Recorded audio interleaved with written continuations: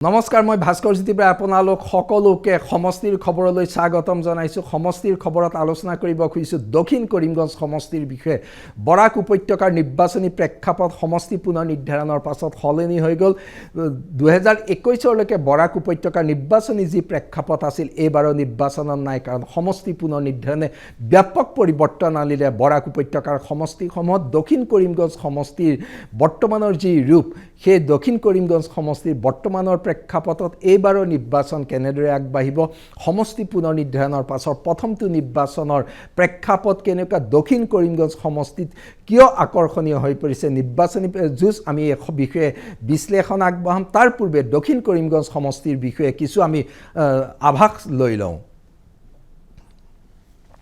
২৭খন গাঁও পঞ্চায়তেৰে দক্ষিণ কৰিমগঞ্জ সমষ্টি গঠিত হৈছে সম্পূৰ্ণ এটা গ্ৰামীণ সমষ্টি দক্ষিণ কৰিমগঞ্জ সমষ্টি এটা গ্ৰাম্য প্ৰধান সমষ্টি দক্ষিণ কৰিমগঞ্জ সমষ্টিত আছে ২৭খন গাঁও পঞ্চায়ত সমষ্টি পুনৰ নিৰ্ধাৰণত উত্তৰ কৰিমগঞ্জৰ বৃহৎ অংশ অন্তৰ্ভুক্ত হ'ল দক্ষিণ কৰিমগঞ্জ পূৰ্বৰ উত্তৰ কৰিমগঞ্জৰ বৃহৎ অংশ দক্ষিণ কৰিমগঞ্জলৈ অহাৰ লগে লগে উত্তৰ কৰিমগঞ্জৰ ৰাজনীতিৰ এক আধাৰ অন্তৰ্ভুক্ত হ'ল দক্ষিণ কৰিমগঞ্জত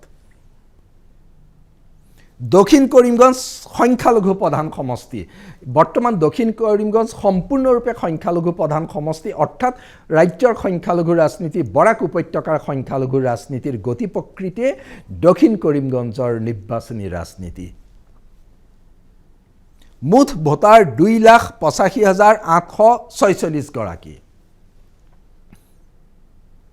পুৰুষ ভোটাৰ 1,48,761 গৰাকী মহিলা ভোটাৰ 1,37,084 গৰাকী তৃতীয় লিংগৰ ভোটাৰ 2 গৰাকী ধৰ্মীয় সংখ্যালঘু ভোটাৰ 2,42,846 গৰাকী ধৰ্মীয় সংখ্যালঘু প্ৰধান সমষ্টিটো 2,42,000তকৈ অধিক আছে ধৰ্মীয় সংখ্যালঘু ৰাজনীতি ইয়াৰ পৰা স্পষ্ট হৈ পৰিছে দক্ষিণ কৰিমগঞ্জ সমষ্টিৰ নিৰ্বাচনী প্ৰেক্ষাপট হিন্দু ভোটাৰ 43,000 হিন্দু ভোটাৰ আছে 43,000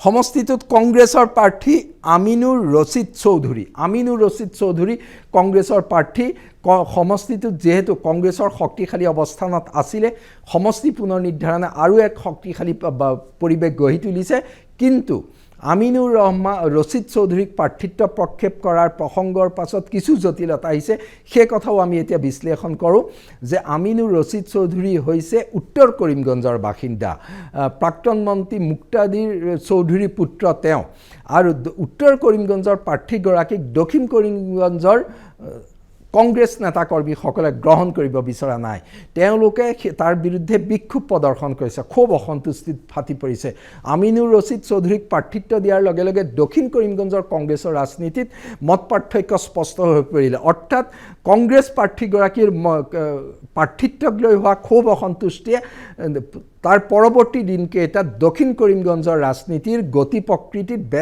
নতুন কিছু দিশৰ সূচনা কৰিছে সেয়া লক্ষণীয় হ'ব অৰ্থাৎ কংগ্ৰেছত খুব অসন্তুষ্টি অধিক তীব্ৰতৰ হৈছে আৰু কংগ্ৰেছৰ কেইবাজনো নেতাই দল ত্যাগ কৰিছে সেই দল ত্যাগ কৰা এজন নেতাই তৃণমূল কংগ্ৰেছৰ পৰা প্ৰতিদ্বন্দ্বিতা কৰিছে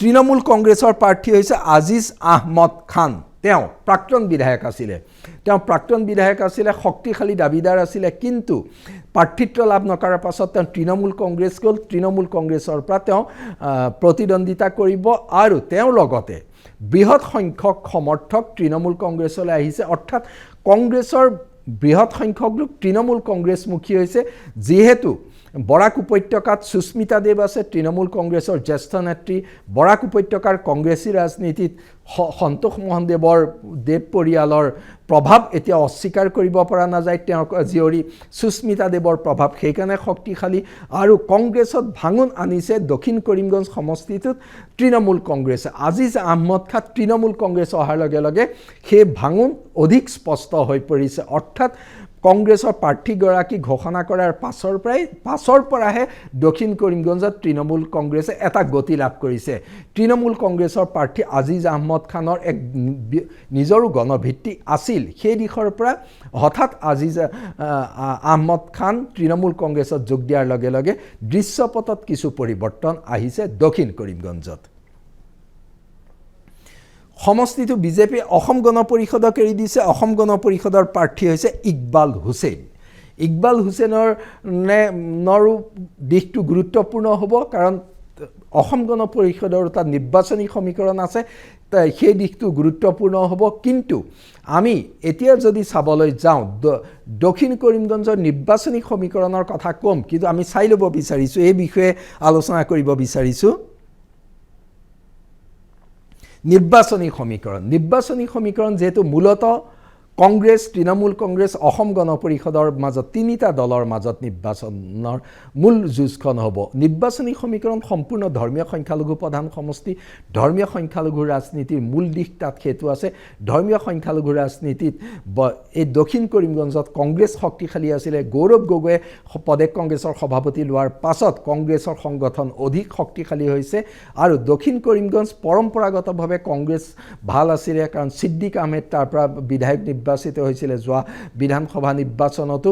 এইবাৰ দেখা গৈছে যে নিৰ্বাচনী সমীকৰণত ধৰ্মীয় সংখ্যালঘুৰ সমগ্ৰ ৰাজ্যজুৰি যি সমীকৰণ সেয়াই গুৰুত্বপূৰ্ণ। অৰ্থাৎ বিজেপি বিৰোধী শক্তিশালী বিকল্প ধৰ্মনিৰপেক্ষ দল হিচাপে কংগ্ৰেছক তেওঁলোকে পচন্দ কৰে, আৰু বৰাক উপত্যকাতো কংগ্ৰেছৰ এটা শক্তি পুনৰুদ্ধাৰ হৈছে। সেই দিশৰ পৰা কংগ্ৰেছ আন সমষ্টিকেইটাৰ দৰে একেতকৈও শক্তিশালী অৱস্থানত আছিলে। কিন্তু এতিয়া যিহেতু প্ৰাৰ্থিত্বকেন্দ্ৰিক সংঘাতে জটিলতা আনিছে, আৰু তৎসত্ত্বেও ধৰ্মীয় সংখ্যালঘু ভোটাৰে কংগ্ৰেছৰ পৰা কিমান আঁতৰি আহিব সেইটো প্ৰশ্ন আছে। যে কৰ্মীসকল আঁতৰি আহিছে, হয়, বৃহৎ সংখ্যক ধৰ্মীয় সংখ্যালঘু ভোটাৰে বিজেপি চৰকাৰৰ বিকল্প হিচাপে প্ৰথম পচন্দ কংগ্ৰেছকে কৰিব। সেই দিশৰ পৰা কংগ্ৰেছক কেতিয়াও অস্বীকাৰ কৰিব নোৱাৰি, বৰঞ্চ সাধাৰণ ভোটাৰৰ মাজত কংগ্ৰেছ জনপ্ৰিয় হিচাপে আছে।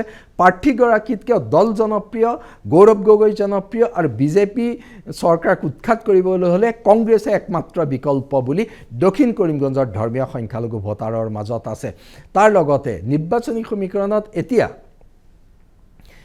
দক্ষিণ কৰিমগঞ্জ সমষ্টিত তৃণমূল কংগ্ৰেছে যিহেতু জোৰদাৰ অভিযান চলাইছে, সুস্মিতা দেৱে অধিক জোৰ দিছে সমষ্টিটোত, এই সকলো দিশৰ পৰা তৃণমূল কংগ্ৰেছ প্ৰাৰ্থীগৰাকীয়ে এক নিৰ্বাচনী গতি দিয়া পৰিলক্ষিত হৈছে। এক জোৰদাৰ নিৰ্বাচনী গতি দিছে। কংগ্ৰেছত পঞ্চায়তে ভাঙোনৰ সৃষ্টি কৰিছে। কংগ্ৰেছ নেতাকৰ্মীসকলে তৃণমূল কংগ্ৰেছত দিনে দিনে যোগদান কৰি আছে। কিন্তু তৎসত্ত্বেও তৃণমূল কংগ্ৰেছে দক্ষিণ কৰিমগঞ্জৰ বৃহৎ সংখ্যক ভোটাৰৰ মন জয় কৰিব পাৰিবনে? অসমত বিজেপিৰ বিকল্প হিচাপে দক্ষিণ কৰিমগঞ্জৰ ভোটাৰে তৃণমূল কংগ্ৰেছক গ্ৰহণ কৰিবনে কংগ্ৰেছক গ্ৰহণ কৰিব, সেইটো গুৰুত্বপূৰ্ণ।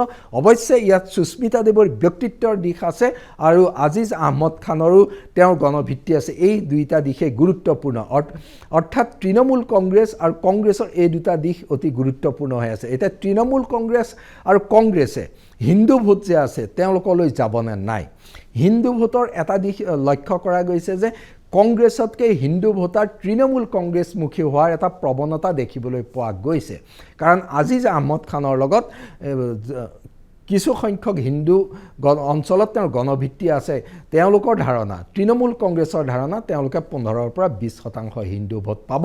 কিন্তু হিন্দু ভোটাৰ কংগ্ৰেছেও লাভ কৰিব, কাৰণ যদিও সমষ্টিটো ধৰ্মীয় সংখ্যালঘু প্ৰধান সমষ্টি, অসমৰ প্ৰধান বিৰোধী দল কংগ্ৰেছ আৰু বৰাক উপত্যকাৰ বিজেপি বিৰোধী হিন্দু ভোটাৰৰ প্ৰথম পচন্দৰ দলটো হৈ পৰে কংগ্ৰেছ। সেইটোৱে গুৰুত্বপূৰ্ণ। কিন্তু অসম গণ পৰিষদে ভাবি আছে যে তেওঁলোকে কমেও 80% হিন্দু ভোট পাব। 80% হিন্দু ভোট পোৱাটো গুৰুত্বপূৰ্ণ। যদি পায় তেতিয়াহ'লে আন দুটা দলৰ সমীকৰণ ইফাল সিফাল হৈ যাব পাৰে। আৰু তাৰ লগতে ইকবাল হুছেইনৰ আন এটা অংক হৈছে যে দক্ষিণ কৰিমগঞ্জ সমষ্টিত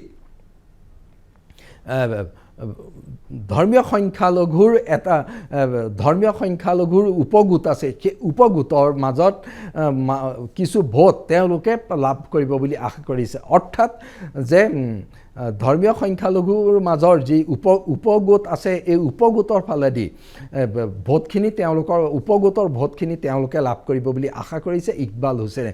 যদি সেয়া হয় দক্ষিণ কৰিমগঞ্জত ৰাজনীতিত পূৰ্বৰ বিধানসভা নিৰ্বাচনত মুছলমান ভোটৰ জনগোষ্ঠীগত বিভাজন আমি দেখিবলৈ পাইছিলোঁ। এইবাৰো যদি দক্ষিণ কৰিমগঞ্জত মুছলমান ভোটৰ জনগোষ্ঠীগত বিভাজন হয়, তেতিয়াহ'লে জনগোষ্ঠীগত বিভাজনৰ ফলত অসম গণ পৰিষদলৈ তাৰ কিছু ভোট আহিব।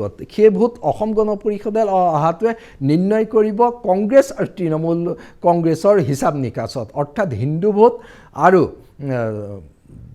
ধৰ্মীয় সংখ্যালঘুৰ জনগোষ্ঠীগত সমীকৰণো গুৰুত্বপূৰ্ণ হৈ পৰিব। এই দিশটো এইকেইটাই মূলত নিৰ্বাচনী সমীকৰণ হৈ আছে গুৰুত্বপূৰ্ণ ৰূপে দক্ষিণ কৰিমগঞ্জত। নিৰ্বাচনী ইস্যু স্বাভাৱিকতে দক্ষিণ কৰিমগঞ্জ সমষ্টিত প্ৰধান নিৰ্বাচনী ইস্যু হৈ পৰিছে উন্নয়ন নাই হোৱা বুলি ক'লে ভুল কোৱা হ'ব। দক্ষিণ কৰিমগঞ্জ সমষ্টি একেবাৰে অনুন্নত সমষ্টি নহয়। প্ৰতিখন চৰকাৰ দিনতে কাম হয়, বিজেপি চৰকাৰ দিনতো কাম হৈছে, কংগ্ৰেছ চৰকাৰ দিনতো কাম হৈছে। তৎসত্ত্বেও দক্ষিণ কৰিমগঞ্জ সমষ্টিত বাট পথ গ্ৰামাঞ্চলৰ বহু বেয়া। সেইসমূহৰ উন্নয়ন বিশেষকৈ স্থানীয় পৰ্যায়ৰ উন্নয়নত অধিক গুৰুত্ব দিছে বৰ্তমানৰ কংগ্ৰেছ প্ৰাৰ্থী, তৃণমূল কংগ্ৰেছৰ প্ৰাৰ্থী, অসম গণ পৰিষদৰ প্ৰাৰ্থীয়ে উন্নয়নৰ প্ৰধান প্ৰতিশ্ৰুতি দিবলগীয়া হৈছে ভোটাৰৰ সন্মুখত। ই এটা অন্যতম প্ৰধান ইস্যু। তাৰ লগতে হিতাধিকাৰী অন্যতম গুৰুত্বপূৰ্ণ ইস্যু, কাৰণ ব্যাপক সংখ্যক হিতাধিকাৰী আছে সমষ্টিটোত। হিতাধিকাৰীৰ ভোট অসম গণ পৰিষদৰ প্ৰাৰ্থীগৰাকীয়ে লাভ কৰিবনে, হিতাধিকাৰী ভোট আন সমীকৰণৰ দিশৰ পৰা তৃণমূল কংগ্ৰেছ আৰু কংগ্ৰেছে লাভ কৰিব। আন সমষ্টিতকৈ হিতাধিকাৰীৰ ভোট বিজেপি মিত্ৰজোঁটে লাভ কৰাৰ সম্ভাৱনা অলপ কমিব, কাৰণ বৃহৎ সংখ্যক ভোট তেওঁলোকলৈ নাযায়। বৃহৎ সংখ্যক ভোট হিতাধিকাৰী হ'লেও কংগ্ৰেছ আৰু তৃণমূল কংগ্ৰেছলৈ যোৱাটো নিশ্চিত হৈ পৰিছে। সেই দিশৰ পৰা যদিও হিতাধিকাৰী সমীকৰণ ইস্যু হৈ আছে, কিন্তু বিজেপি মিত্ৰজোঁটক বৰ বিশেষ সহায় নকৰিব হিতাধিকাৰীয়ে দক্ষিণ কৰিমগঞ্জত। তাৰ লগতে বৰাক উপত্যকাৰ সামগ্ৰিক উন্নয়ন এটা প্ৰধান নিৰ্বাচনী ইস্যু। বৰাক উপত্যকাৰ উন্নয়ন পূৰ্বৰ তৰুণ গগৈ চৰকাৰ দিনত বৰাকত কি কাম হৈছিলে, বৰ্তমানৰ ডক্টৰ হিমন্ত বিশ্ব শৰ্মা চৰকাৰ দিনত কি কাম হৈছিলে, সেয়া তুলাচনীৰে বিচাৰ কৰিব। বৰাকৰ উন্নয়ন দক্ষিণ কৰিমগঞ্জৰ অন্যতম গুৰুত্বপূৰ্ণ নিৰ্বাচনী ইস্যু। আৰু তাৰ লগতে অসমৰ ধৰ্মীয় সংখ্যালঘুসকলৰ সুৰক্ষা, তেওঁলোকৰ ভৱিষ্যত সুৰক্ষিত কৰা, ধৰ্মীয় সংখ্যালঘুৰ ন্যায্য প্ৰাপ্তি, ধৰ্মীয় সংখ্যালঘুৰ অধিকাৰ নিশ্চিত কৰা, এইবোৰ অতি গুৰুত্বপূৰ্ণ। অৰ্থাৎ ধৰ্মীয় সংখ্যালঘু ৰাজনীতিৰ যি সকলোবোৰ ক্ৰিয়া ব্ৰহ্মপুত্ৰ উপত্যকাত দেখিবলৈ যায়, বৰাক উপত্যকাতো একেই দেখিবলৈ পোৱা গৈছে। বৰাক উপত্যকাৰ তাত কিছু নতুন দিশ সংযোজন হৈছে, অৰ্থাৎ ধৰ্মীয় সংখ্যালঘু ৰাজনীতি বৰাক উপত্যকাৰ যি বিশেষ বৈশিষ্ট্য আছে তাৰ সম্পূৰ্ণ প্ৰতিফলন ঘটিছে দক্ষিণ কৰিমগঞ্জ সমষ্টিৰ এইবাৰ নিৰ্বাচনত। কোন দল আগত আছে, এই দিশটোৱে অতি গুৰুত্বপূৰ্ণ। কোন দল আগত আছে, কংগ্ৰেছ আগত আছে নে তৃণমূল কংগ্ৰেছ আগত আছে? আপাত দৃষ্টিত আমি ব্যাখ্যা কৰা মতে কংগ্ৰেছত খহনীয়াইছে, তৃণমূল কংগ্ৰেছত যোগদান কৰিছে। দুয়োটা দলে তীব্ৰ প্ৰতিদ্বন্দ্বিতাৰ দিশে আগবাঢ়িছে। হয়তো দুয়োটা দলৰ মাজত প্ৰতিদ্বন্দ্বিতা তীব্ৰও হ'ব পাৰে, কাৰণ তৃণমূল কংগ্ৰেছৰ ফালৰ পৰা তাৰকা প্ৰচাৰক আহিব, কংগ্ৰেছৰ ফালৰ পৰাও তাৰকা প্ৰচাৰক আহিব। সুস্মিতা দেৱে প্ৰচাৰ চলাই আছে, মহুৱা মৈত্ৰ আহিব, চায়নী ঘোষ আহিব, কংগ্ৰেছৰো তাৰকা প্ৰচাৰক আহিব। বৰাক উপত্যকাৰ ধৰ্মীয় সংখ্যালঘুৰ হৃদয় কোনে জয় কৰিব পাৰে তাৰ ওপৰত নিৰ্ভৰ কৰিব দক্ষিণ কৰিমগঞ্জ সমষ্টিৰ নিৰ্বাচনী প্ৰেক্ষাপট। তাত ধৰ্মীয় সংখ্যালঘুৰ ৰাজনীতি, গৌৰৱ গগৈৰ ৰাজনীতি, তাৰ সমান্তৰালকৈ তৃণমূল কংগ্ৰেছৰ নেত্ৰী সুস্মিতা দেৱৰ ৰাজনীতি এয়া মূল কাৰক হৈ পৰিছে। তাৰ লগতে অসম গণ পৰিষদে কিমান ভোট পায়, তেওঁ লাভ কৰা ভোটৰ সমীকৰণে দক্ষিণ কৰিমগঞ্জৰ ফলাফল নিৰ্ণয় কৰিব। দক্ষিণ কৰিমগঞ্জ সমষ্টিৰ ৰাজনীতি আজিৰ দিনত তৃণমূল কংগ্ৰেছ আৰু কংগ্ৰেছৰ মাজত তীব্ৰ প্ৰতিদ্বন্দ্বিতামূলক নিৰ্বাচন। আহিবলগীয়া দিনবোৰত তৃণমূল কংগ্ৰেছৰ যিদৰে মহুৱা মৈত্ৰ, চায়নী ঘোষৰ দৰে নেত্ৰী আহিব, কংগ্ৰেছৰ তাৰকা প্ৰচাৰকসকল যোৱাৰ পাছত দুয়োটা দলৰ মাজত নিৰ্বাচনী যুঁজখন অধিক আকৰ্ষণীয় হোৱাৰ নিশ্চিত সম্ভাৱনা আছে। দক্ষিণ কৰিমগঞ্জ সমষ্টি নিৰ্বাচন পূৰ্বতকৈ এইবাৰ অধিক আকৰ্ষণীয় হ'ব বুলি এই মুহূৰ্তলৈকে ক'ব পাৰি।